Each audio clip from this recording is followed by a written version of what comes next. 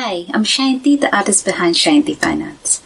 I was thinking of painting something peaceful and meditative, very relaxing painting, and so I came up with a sunset painting with the Buddha statue.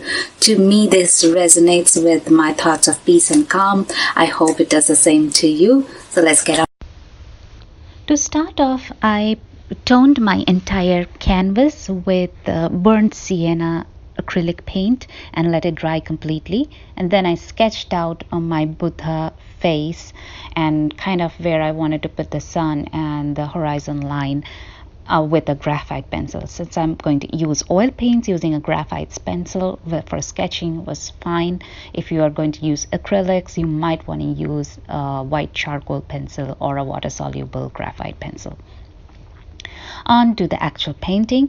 What I did is I started on the horizon line and started painting the sky first. I generally, as a rule of thumb, not that I always do that, but generally what I do is I started from the object or subject matter that is farthest away from the viewer. Since this is a sky over here, I started with the sky.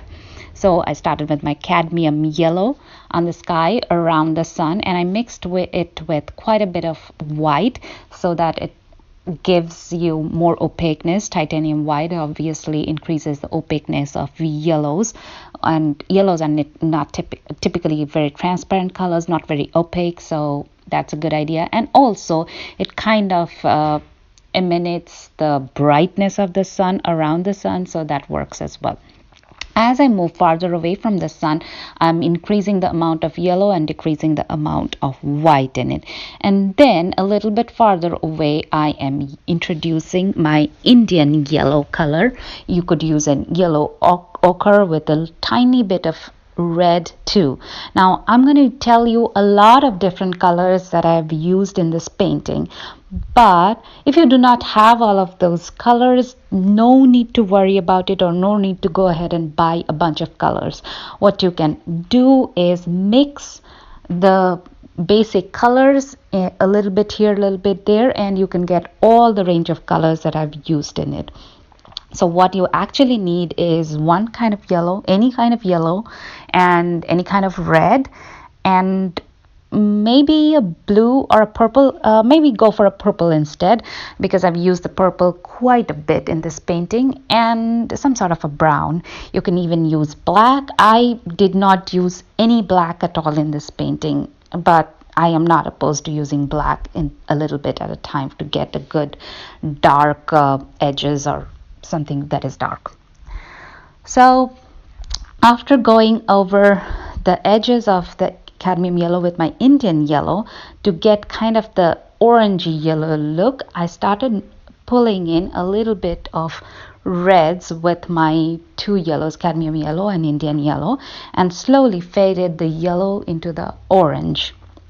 So as a rule of thumb, what I do when painting the sunrise or sunset kind of paintings is that go from lighter yellow to darker yellow to orange, orange to red, red to purple, and if necessary then I go from purple to blue. So that is the rule of thumb I'm following over here. But in a lot of places in between the yellows and orange, I pulled in different shades of magentas and reds. And I also used a lot of the flesh tint color that I had to bring in the very not really beige, a creamy kind of look. It's a flesh tint. That's all I can tell you for describing the color. But you do not have to again buy the flesh tint. You can mix in red with white and add a tiny bit of yellow and get the flesh tint very easily.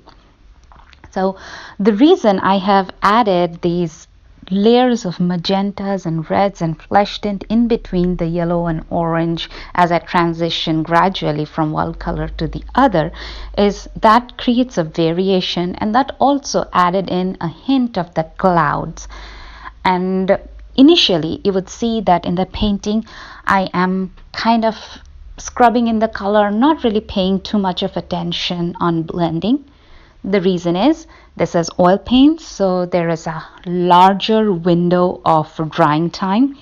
So I will go ahead and scrub in the colors first, and then I will come back with my 1-inch blending brush at the very end after I have put in all the colors and blend all those. But if you're working with acrylics, you might want to use your mop brush simultaneously and keep blending. And that is the fun of using oil paints for this paint. I chose oil paints just because of the same reason, because blending with oil paints is so much more easier than with acrylic paints. But like I said, you can do it with acrylic paints if that is what you have available. It will work out just the same, just you have to work a little quicker, and you have to keep blending as you go. So once again, I'm going from yellow to orange, orange to red, and red to purple, but I'm also pulling in shades of orange and red and flesh tint and purple in between the gradual transition. And the more smoother your blending is, the better this painting will look. Once the background is set and the more or less the transition is put in, then I am going in between the purple area that is on the very top of the painting, top edge of the painting, and I am using a filbert brush, or you can even use a round brush, and scrubbing in a little bit of white. Now the paint is still wet, so as I'm putting on the white, and it's getting mixed with the paint, which is perfectly fine. In fact, that is something that I'm going to want, because I don't want stark white clouds in between the bright colored sky. That is not what is going to happen. The clouds are going to reflect the colors that you see in the sky. So as I'm scrubbing in the white is getting mixed up with the background colors, and that's actually working out beautifully for me. And then the clouds are being placed, and the idea about this painting was to make it a very slow drawn, relaxing painting. So I'm trying to add in as much information as possible at different stages, although the painting and my voiceover is not really synced, so you do not get to see what I'm doing at every step, or rather you are getting to see it, but my voiceover is not syncing with it, or what I'm sharing with you, it's probably not what's going on the screen, but I'm giving you very detailed information so that you can hear it once and then you can do it like yourself. So a lot of people would love to have such a painting as a paint along painting, but that would make it a very long video, about 30 minutes or something like that. And sometimes people do not like to see the video for such a long time. So if that is what you wanted, you'd have to hit pause and then play and pause and play, and I hope that works for you. Anyways, moving back onto the painting, once the clouds are being put, then I will go on and get some white, absolute titanium white, and a clean brush and paint out my sun. Be a little bit careful in this area, because you want as much as possible a round sun, but don't stress out too much on it. It will come. If it is too hard for you to paint a sun with paintbrush, you can even use your fingertips. Yes, a lot of people will tell you that you should not use like oil paints on your hands, so you can wear a pair of gloves, but if you just paint the sun, it's going to be fine. And do not push that brush too hard, because remember, the background is still wet, so it will pick up the colors from the background, and you do not want the sun to be yellow. You want it to be white so that it looks really, really bright. So the sun is put in, my sky is all ready. Next, I'll move on to the mountains. I'm using a mix of crimson and purple for the mountains. And the more I'm moving towards the corners and forward, I'm making it darker. The closer to the sun, it's more orangish, reddish, and the farther away from the sun, it's more purple. So at the very edges, I've actually used a lot of purple. And once I have set in my hills, like I have painted in what number of hills that crisscrosses each other. And you don't have to be exact on this. That's the fun of this painting. If 5 people paint the same exact painting, I can assure you each of those paintings will be unique and very different from each other. And the reason being that how the way we use brushes, the way you put orange in different areas will be very different in the sky or in the mountains. They'll all be very different, and no matter what you do, where you place the mountains, how gradual your sky is, how much yellow you put, and then how much orange you put, it really doesn't matter. It will look good eventually anyways.